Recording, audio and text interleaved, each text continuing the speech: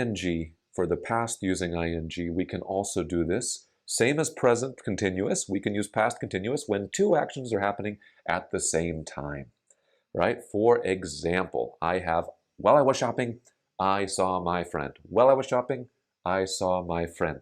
What does that say? That means that I started shopping at a certain time. For this example, 2 p.m.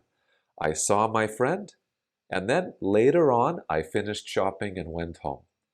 Now for my example, I have 3 times. When did I start shopping?